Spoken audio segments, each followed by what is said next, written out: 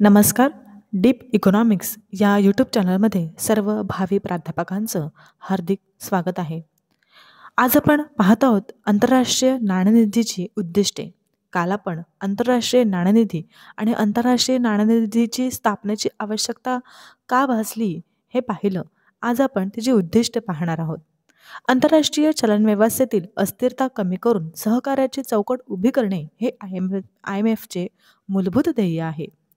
दुसऱ्या महायुद्धानंतर आंतरराष्ट्रीय व्यापार खंडित झालेला असताना विनिमय दरातील चढ-उतार, शोषणातील असंतुलन आणि भांडवल पलायन यांसारख्या गंभीर प्रश्नांवर उपाय करण्यासाठी IMF स्थापन झाले. खरं तर दुसऱ्या महायुद्धानंतर अनेक देशांच्या अर्थव्यवस्थेत मोठा गोंधळ झाला होता. त्या काळात देशांच्या चलनाच्या किमती सतत वर खाली होत होत्या. म्हणजेच काय, विनिमय दरातील चढ-उतार. त्याचप्रमाणे आयात निर्यात नीट जुळत नव्हतं. त्यामुळे काय झालं की शोधन शेषामध्ये असंतुलन निर्माण झालं होतं आणि पैसा हा देशाबाहेर मोठ्या प्रमाणात निघून जात होता. त्यालाच भांडवल पलायन असं म्हणतात. कालच्या व्हिडिओमध्ये आपण भांडवल पलायन हे स्पष्टीकरण करता करता राहून गेलेलं. म्हणून पैसा देशाबाहेर मोठ्या प्रमाणात जेव्हा निघून जातो त्यालाच काय म्हणतात, भांडवल पलायन असं म्हणतात. हे प्रश्न सोडवण्यासाठी आणि देशांची अर्थव्यवस्था स्थिर ठेवण्यासाठी IMFची काय करण्यात आली, स्थापना करण्यात आली. राष्ट्रांमध्ये पारदर्शक धोरणे, विचार विनिमय आणि परस्पर सहाय्य वाढवून जागतिक आर्थिक स्थैर्य साधणे हे त्याचे मुख्य उद्दिष्ट. आता आंतरराष्ट्रीय नाणेनिधीची उद्दिष्टांपैकी पहिला उद्दिष्ट आपण पाहणार आहोत, आंतरराष्ट्रीय मौद्रिक सहकार्याला चालना देणं. काय? आंतरराष्ट्रीय मौद्रिक सहकार्याला चालना देणं. IMFची स्थापना प्रामुख्याने राष्ट्रांमधील मौद्रिक सहकार्य वाढवण्यासाठी करण्यात आली. आर्थिक धोरणांबाबत चर्चा, सल्लामसलत आणि समन्वयासाठी ही एक काय होती, कायमस्वरूपी संस्था होती. चलनविषयक संकटे टाळण्यासाठी देशांनी परस्पर विश्वासार्ह व सहकार्य वाढावे हा उद्देश होता. जागतिक आर्थिक स्थैर्य टिकवण्यासाठी सदस्य राष्ट्रांना मार्गदर्शन केले जाते. त्यामुळे आंतरराष्ट्रीय स्तरावर आर्थिक अस्थिरतेचे प्रमाण कमी होतं. जागतिक व्यापाराचा विकास व संतुलन साधणे आपलं दुसरं उद्दिष्ट आहे. जागतिक व्यापाराचा विकास व संतुलन साधणे. IMF मुक्त आणि स्थिर आंतरराष्ट्रीय व्यापार व्यवस्था प्रोत्साहित करतो. संरक्षणवाद, आयात निर्बंध व परकीय चलन नियंत्रण यांसारख्या अडथळ्यांवर आळा घालण्याचे धोरण राबवले जाते. व्यापार वाढल्याने सदस्य देशांमध्ये उत्पादन, रोजगार आणि राष्ट्रीय उत्पन्नात वाढ होते. लक्षात घ्या, व्यापार वाढल्याने सदस्य देशांमध्ये उत्पादन, रोजगार आणि राष्ट्रीय उत्पन्नात काय होते, वाढ होते. जागतिक पातळीवर समतोल आणि टिकाऊ आर्थिक विकास साध्य होतो. व्यापाराचा असंतुलनातून उद्भवणारे संघर्ष कमी होतात. आपलं तिसरं उद्दिष्ट आहे विनिमय दर स्थिर ठेवण्यास मदत करतं. अतिशय महत्त्वाचा टॉपिक, विनिमय दर स्थिर ठेवण्यास मदत करतं. प्रत्येक देशाच्या चलनाच्या मूल्यात मोठे चढउतार झाल्यास व्यापार व गुंतवणूक विस्कळीत होते. नक्कीच जर मूल्यामध्ये चढउतार होत असेल तर गुंतवणूकदार आहेत त्यांना त्याचा धोका होत असतो. व्यापार व गुंतवणूक विस्कळीत होते. IMF स्पर्धात्मक अवमूल्यन रोखण्यासाठी आवश्यक मार्गदर्शन व नियमावली तयार करतो. विनिमय दरातील स्थैर्यामुळे जे व्यावसायिक असतात त्यांचा विश्वास काय होतो, वाढतो आणि परकीय गुंतवणुकीला काय मिळते, चालना मिळते. जागतिक वित्तीय व्यवस्थेत पारदर्शकता निर्माण होते. चलनांमधील व्यवहार हे काय होतात, सुरळीत बनतात. आपला नेक्स्ट उद्देश आहे बहुमुखी शोधन व देयक प्रणालीला प्रोत्साहन. म्हणजेच काय बाळांनो, तर आंतरराष्ट्रीय व्यापारातील पेमेंट्स सुसंगत आणि सहजगतेनं होण्यासाठी IMF मदत करतो. परकीय चलनाच्या उपलब्धतेत वाढ करून शोधनशेषाच्या अडचणीत, शोधनशेष म्हणजेच काय, बॅलन्स ऑफ पेमेंट, BOP म्हणतात त्याला, BOPच्या अडचणी सोडवल्या जातात. विनिमय नियंत्रणे आणि व्यापार अडथळे कमी करण्याचे धोरण अंगीकारले जाते. आंतरराष्ट्रीय चलन व्यवस्था अधिक लवचिक, गतिमान आणि कार्यक्षम बनते. त्यामुळे राष्ट्रांमधील जे आर्थिक व्यवहार होतात ते काय होतात, वाढतात. नेक्स्ट आहे आपलं शोधनशेषातील असंतुलन दूर करण्यास कर्जपुरवठा. शोधनशेषातील असंतुलन दूर करण्यासाठी कर्जपुरवठा. शोधनशेषात तुटी भासल्यात देशाच्या परकीय चलन साठ्यावर काय होतो, मोठा दबाव येतो. अशा काळात IMF अल्पकालीन व मध्यमकालीन कर्जपुरवठा करून अर्थव्यवस्थेला काय करतो, आधार देतो. कर्जासोबत आर्थिक सुधारणा व धोरणात्मक अटी दिल्या जातात. यामुळे सदस्य देशांची आर्थिक शिस्त काय होते, टिकून राहते. पेमेंट संकटातून देशांना स्थिरता मिळते आणि विकासाचा मार्ग काय होतो, सुकर होतो. असंतुलनाचा कालावधीत म्हणजे असंतुलनाचा जो कालावधी असतो तो काय करायचं, कमीत कमी राखणे. आर्थिक संकट जास्त काळ चालल्यास देशाची प्रगती थांबते. बरोबर ना, आर्थिक संकट जास्त काळ चालल्यास काय होते, देशाची प्रगती थांबते आणि महागाईमध्ये काय होते, वाढ होते. IMF शोधनशेषातील तुटीवर तातडीने उपाय शोधण्यासाठी मदत करतो. मग ते वित्तीय किंवा चलनविषयक किंवा व्यापार सुधारणा राबविण्यात मार्गदर्शन पुरवतो. संकटाचा कालावधी कमी ठेवून आर्थिक संतुलन पुन्हा प्रस्थापित करण्याचा प्रयत्न केला जातो. जागतिक आर्थिक स्तरावर त्याचा काय होतो, सकारात्मक परिणाम होतो.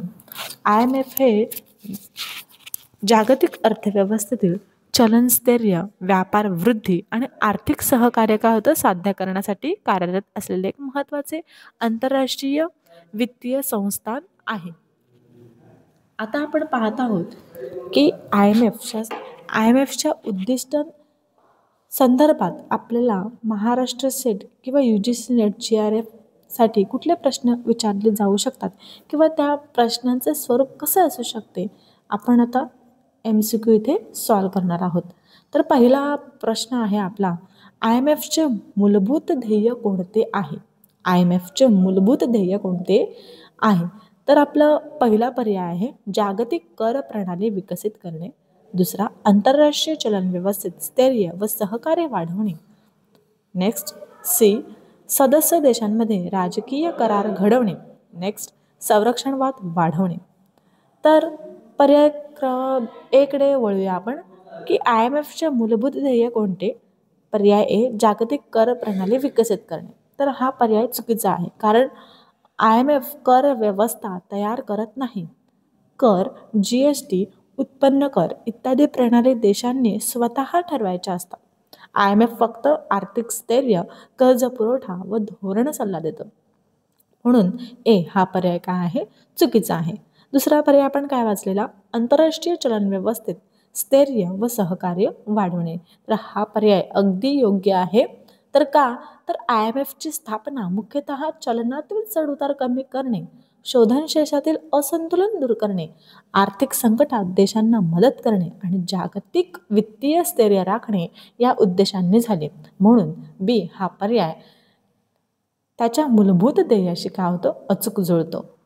नेक्स्ट, सी आपण काय वाचलेलं, सदस्य देशांमध्ये काय राजकीय करार घडवणे. सदस्य देशांमध्ये राजकीय करार घडवणे हा पर्याय चुकीचा आहे, कारण IMF हे आर्थिक संस्था आहे. त्याचे काम राजकीय करार घडवणे किंवा शांतता करार करवून देणे हे नाही. हे काम कोणाचं आहे बाळांनो, युनो किंवा इतर राजनैतिक संस्थांचे असतं. आलं लक्षामध्ये.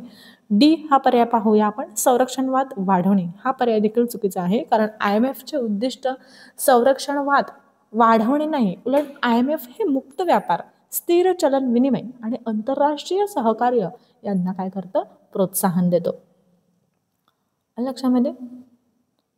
म्हणून आपला पर्याय बी आहे. दुसरा, IMF राष्ट्रांमध्ये आर्थिक धोरणांबाबत सल्लामसलत व समन्वय कशासाठी करते? IMF राष्ट्रांमध्ये आर्थिक धोरणांबाबत सल्लामसलत व समन्वय कशासाठी करते? पर्याय आपला ए, गुंतवणूक रोखण्यासाठी, बी, चलनविषयक संकटे रोखण्यासाठी, सी, परकीय बँकांना परवाने देण्यासाठी आणि डी, संरक्षणवाद वाढवण्यासाठी. तर आपला पर्याय एकडे वळूया आपण, गुंतवणूक रोखण्यासाठी. तर हा पर्याय बाळांनो चुकीचा आहे, कारण IMF कोणत्याही देशात गुंतवणूक रोखण्याचे काम करत नाही. लक्षात घ्या, IMF कोणत्याही देशात गुंतवणूक रोखण्याचे काम करत नाही. उलट IMF हे काय, आर्थिक स्थैर्य सुधारून गुंतवणुकीसाठी अनुकूल वातावरण निर्माण करण्यास मदत करते. त्यामुळे हा पर्याय चुकीचा आहे. दुसऱ्या पर्यायाकडे वळूया आपण, चलनविषयक संकटे रोखण्यासाठी. चलनविषयक संकटे रोखण्यासाठी. तर हा पर्याय बाळांनो अगदी योग्य आहे, कारण IMF सदस्य राष्ट्रांशी नियमित सल्लामसलत करते. यातून देशांच्या अर्थव्यवस्थेतील कच्चे दुवे, चलन विनिमयातील जोखीम, महागाई, शोधन शेषच्या समस्या यांचा अंदाज घेतला जातो आणि वेळेवर सूचना दिल्याने देश काय होतो, चलनविषयक संकटातून किंवा संकटात जाण्यापासून वाचवतात. म्हणून हा पर्याय काय हो, बी पर्याय आपला योग्य आहे चलनविषयक संकटे रोखण्यासाठी.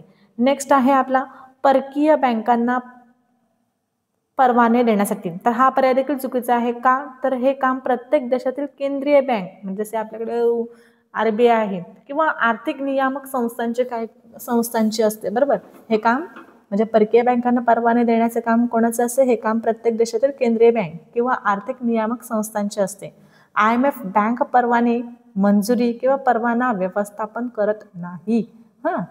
तर सी पर्याय काय आहे आपला चुकीचा आहे. डी पर्यायाकडे वळूया आपण. संरक्षणवाद वाढवण्यासाठी. हा पर्याय देखील चुकीचा आहे, कारण संरक्षणवाद म्हणजे आयात टॅरिफ वाढवणं, आयात नियंत्रण करणं. IMFचे उद्दिष्ट मुक्त आणि स्थिर आंतरराष्ट्रीय व्यापाराला प्रोत्साहन देणारा आहे, म्हणून संरक्षणवाद IMFच्या उद्दिष्टांना अगदी विरुद्ध आहे. आलं लक्षामध्ये. चला आता पर्याय आहे आपला बी हा योग्य पर्याय आहे. प्रश्न क्रमांक 3 कडे वळूया आपण. प्रश्न क्रमांक 3 मध्ये काय सांगितलं आहे, वाचा. खालीलपैकी IMFचे प्रमुख उद्दिष्ट कोणते? पर्याय आहे आपला चलनांचे स्पर्धात्मक अवमूल्यन प्रोत्साहित करणे, चलनांचे स्पर्धात्मक अवमूल्यन प्रोत्साहित करणे. बी जागतिक व्यापारात मुक्तता व स्थैर्य प्रोत्साहित करणे. सी आयात कोटा व निर्बंध वाढवणे. डी स्थानिक उद्योगांसाठी विशेष अनुदाने देणे. तर आपण प्रत्येक पर्यायाचं विश्लेषण करूया. चलनांचे स्पर्धात्मक अवमूल्यन प्रोत्साहित करणे. तर हा पर्याय बाळांनो चुकीचा आहे. का, कारण स्पर्धात्मक अवमूल्यन म्हणजे इतर देशांपेक्षा आपले चलन जाणीवपूर्वक कमी करणं. आलं लक्षामध्ये. स्पर्धात्मक अवमूल्यन म्हणजे इतर देशांपेक्षा आपल्या देशातील जे चलन आहे ना ते जाणीवपूर्वक कमी करणं. IMFचे मुख्य उद्दिष्ट म्हणजे IMFचं मुख्य उद्दिष्ट काय आहे, चलन स्थिर ठेवणं आणि अत्याधिक चढ उतार टाळणे. अत्याधिक चढ उतार काय करणं, टाळायचं.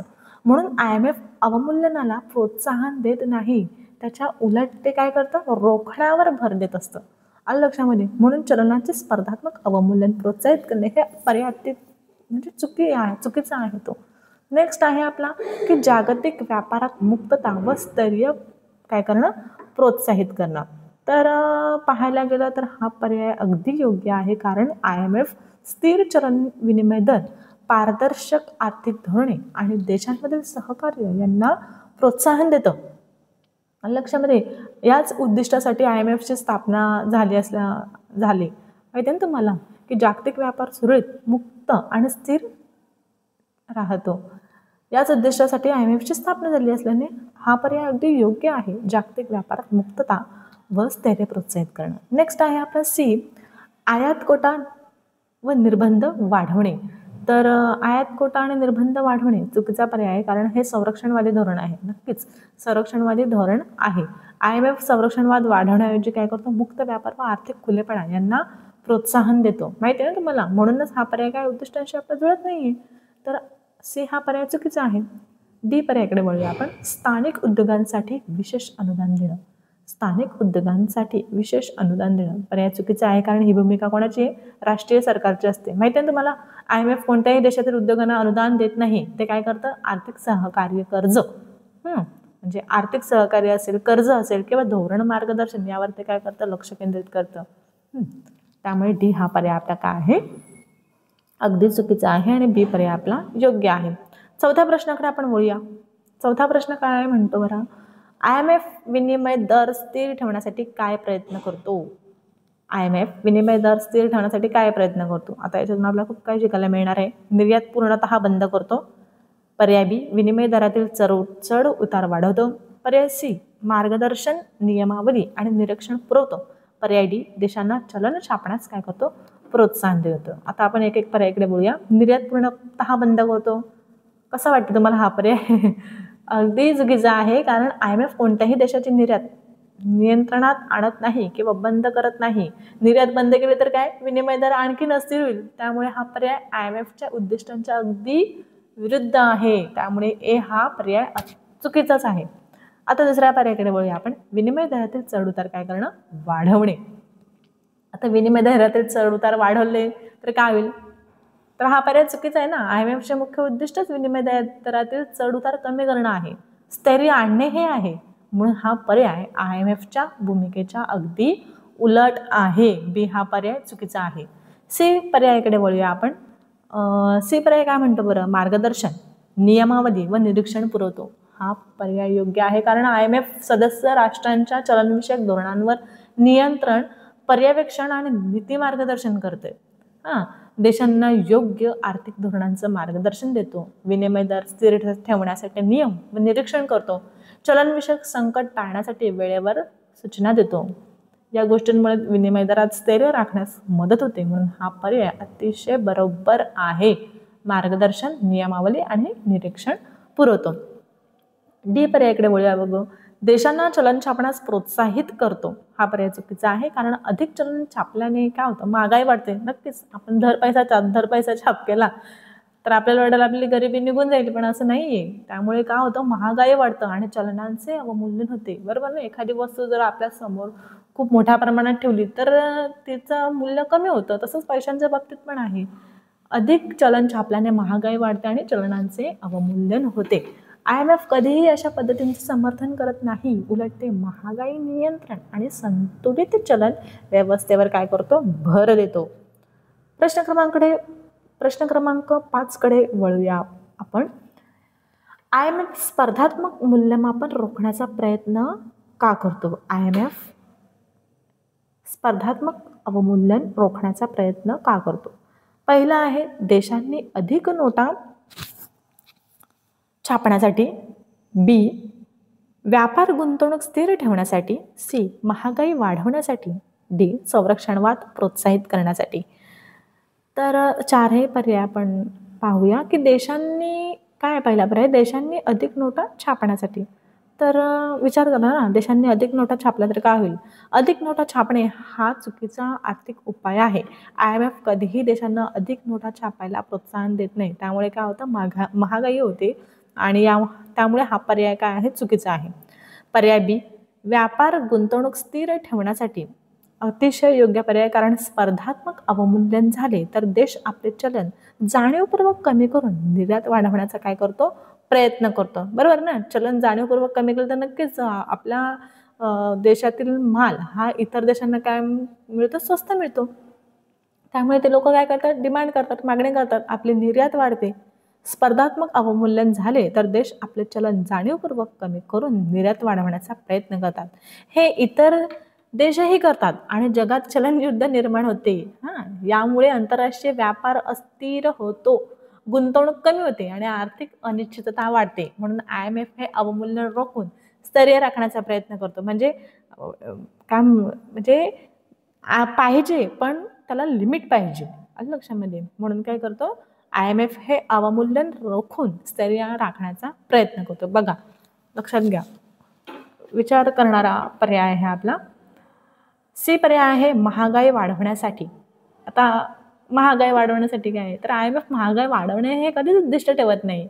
अवमूल्यनामुळे महागाई वाढू शकते. म्हणून IMF त्याला रोखतं. त्यामुळे सी हा पर्याय चुकीचा आहे.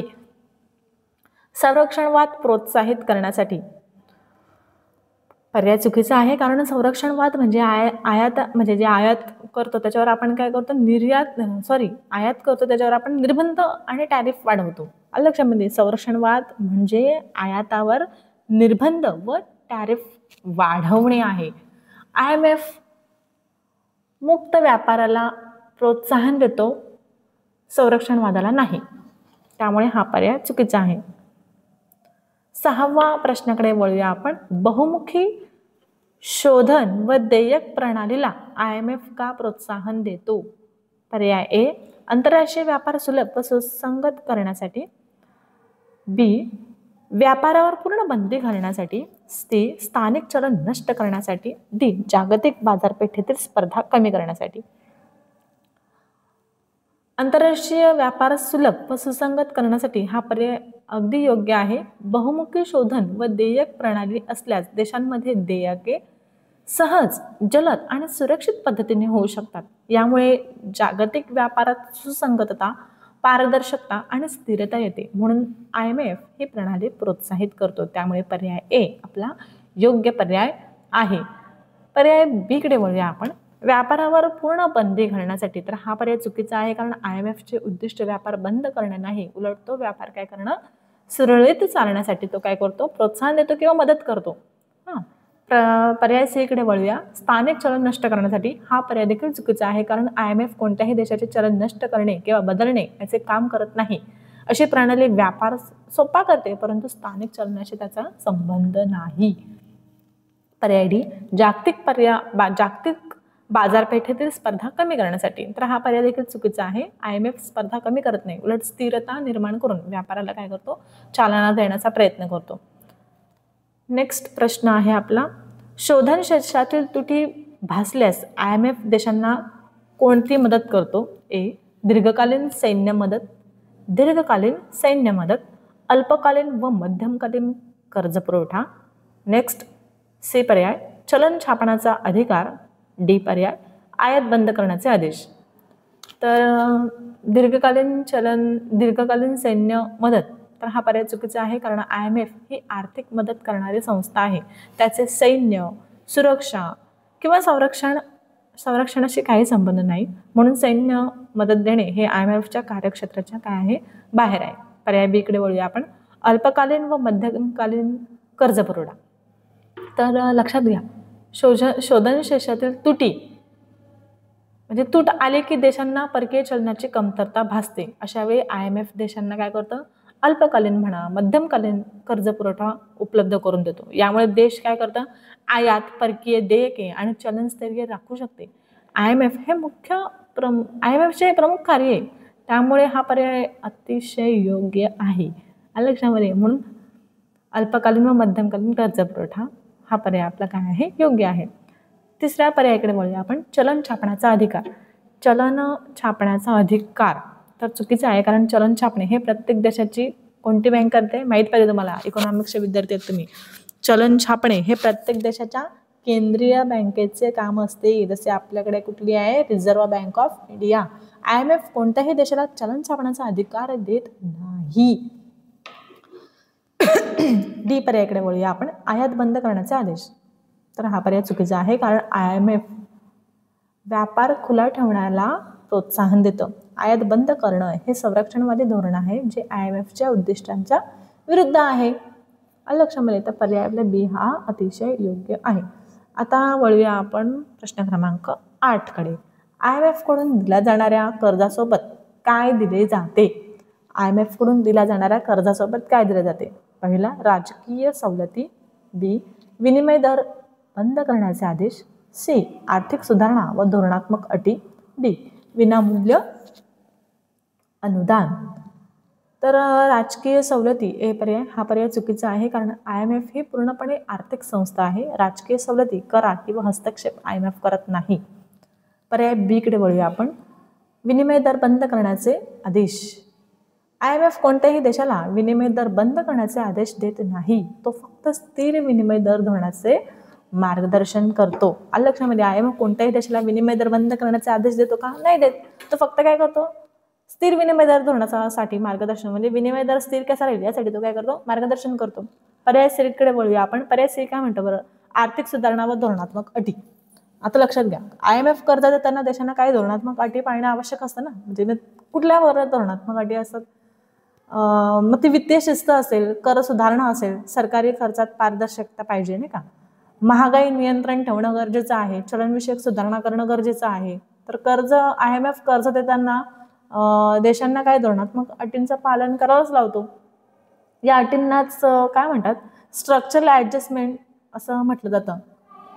स्ट्रक्चरल ॲडजस्टमेंट कंडिशन्स असं शब्द आहे त्याला, असं म्हटलं जातं. त्यामुळे काय आहे की आर्थिक सुधारणा व धोरणात्मक अटी हा पर्याय आपला अतिशय योग्य आहे. लक्षामध्ये, डी आहे विनामूल्य अनुदान. तर हा पर्याय काय बाळांनो, विनामूल्य अनुदान हा पर्याय चुकीचा आहे. IMF कर्ज देतो, अनुदान देत नाही. IMF कर्ज देतो, अनुदान नाही. अनुदान जागतिक बँक किंवा इतर विकास संस्था देऊ शकतात. प्रश्न क्रमांक 9 कडे वळूया आपण. IMF आर्थिक संकटाचा कालावधी कमी करण्याचा प्रयत्न करतो. IMF आर्थिक संकटाचा कालावधी कमी करण्याचा काय करतो? प्रयत्न करतो. महागाई वाढवण्यासाठी पर्याय बी आर्थिक संतुलन लवकर प्रस्थापित करण्यासाठी, पर्याय सी गुंतवणूक थांबवण्यासाठी, पर्याय डी परकीय व्यापार कमी करण्यासाठी. तर पहिला पर्याय महागाई वाढवण्यासाठी हा पर्याय चुकीचा आहे. IMFचे उद्दिष्ट महागाई वाढवणे नाही, तर महागाई कमी करणे आहे. पर्याय बी, त्यामुळे पर्याय ए हा चुकीचा आहे. पर्याय बी कडे वळूया आपण. आर्थिक संतुलन लवकर प्रस्थापित करण्यासाठी अगदी योग्य पर्याय. IMF आर्थिक संकट आलेल्या देशांना काय करतं? कर्ज पुरवठा करतो, त्यांना धोरणात्मक मार्गदर्शन देतं, त्यांचा विनिमय स्थिर कसा राहील यासाठी त्यांना मार्गदर्शन देतं, त्यांची बजेट सुधारणा करण्यासाठी मदत करतो. यामुळे देश लवकर आर्थिक स्थैर्याकडे वळतात. म्हणून हा पर्याय 100% योग्य म्हणायला हरकत नाही. बी पर्याय आपला योग्य आहे. सी पर्यायाकडे वळूया आपण. गुंतवणूक थांबवण्यासाठी हा पर्याय चुकीचा आहे. IMF उलट गुंतवणूक वाढावी म्हणून अर्थव्यवस्था स्थिर ठेवण्याचा प्रयत्न करतो. बरोबर ना? IMF उलट गुंतवणूक वाढावी म्हणून अर्थव्यवस्था स्थिर ठेवण्याचा प्रयत्न करतो. त्यामुळे पर्याय सी हा काय आहे? चुकीचा आहे. पर्याय डी कडे वळूया आपण. परकीय व्यापार कमी करण्यासाठी, तर चुकीचा पर्याय आहे. IMF मुक्त व्यापार आणि आंतरराष्ट्रीय सहकार्य वाढवण्यावर भर देतो. व्यापार कमी करणे हे त्याच्या उद्दिष्टाचे काय आहे? विरुद्ध आहे. 10व्या प्रश्नाकडे वळूया आपण. 10वा प्रश्न काय म्हणतो बरं? IMF जागतिक आर्थिक स्थैर्यावर सकारात्मक परिणाम कशामुळे साधतो? पर्याय ए संरक्षणवाद वाढवून, पर्याय बी पेमेंट्समध्ये विसंगती वाढवून, पर्याय सी धोरण मार्गदर्शन व समन्वय पुरवून, पर्याय डी विनिमय दर अस्थिर करून. तर पहिला पर्यायाकडे आपण वळूया की संरक्षणवाद वाढवून. तर हा पर्याय चुकीचा आहे. संरक्षणवाद म्हणजे आयात बंद करणं, टॅरिफ वाढवणं. IMFचे उद्दिष्ट काय आहे? तर मुक्त व्यापार आणि स्थिरता वाढवणं हे आहे. संरक्षणवाद वाढवणे नाही, त्यामुळे हा पर्याय चुकीचा आहे. पर्याय बी कडे वळूया आपण. पेमेंट्समध्ये विसंगती वाढवून. तर हा पर्याय देखील चुकीचा आहे. का? पेमेंट्समध्ये विसंगती वाढली तर शोधन शेषातील त्रुटी वाढते आणि जगात अस्थिर्य निर्माण होतं. IMFचं काम हे विसंगती कमी करणं आहे. लक्षामध्ये.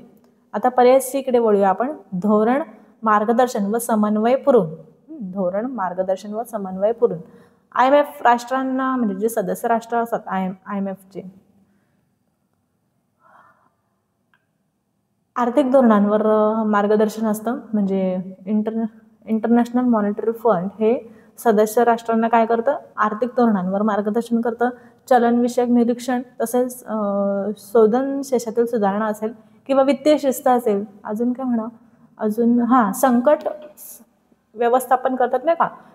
संकट आलं तर त्याचं व्यवस्थापन केलं जातं. तर ही देखील मदत तो पुरवतो. यामुळे जागतिक आर्थिक स्थैर्य काय होतं? वाढीस लागतो किंवा जागतिक आर्थिक स्थैर्य वाढतं. म्हणून हा पर्याय काय आहे आपला? अगदी योग्य आहे. धोरण मार्गदर्शन व समन्वय पुरवून. लक्षामध्ये. डी पर्यायाकडे वळूया आपण. विनिमय दर अस्थिर करून. आता हा पर्याय आपण नजर टाकल्यावरच आपल्याला कळतं की हा पर्याय चुकीचा आहे. कारण IMFचं मुख्य उद्दिष्टच काय आहे? तर विनिमय दर स्थिर ठेवणं. लक्षामध्ये. नेक्स्ट कितवा नंबरचा प्रश्न आहे आपला? 11 नंबरचा प्रश्न आहे. तर प्रश्न काय म्हणतो बरं? IMFचे उद्दिष्ट नसलेला पर्याय कोणता? विनिमय दरातील स्थैर्य, आंतरराष्ट्रीय व्यापारास चालना, चलन अवमूल्यन वाढवणे, आणि डी आर्थिक असंतुलन कमी करणे.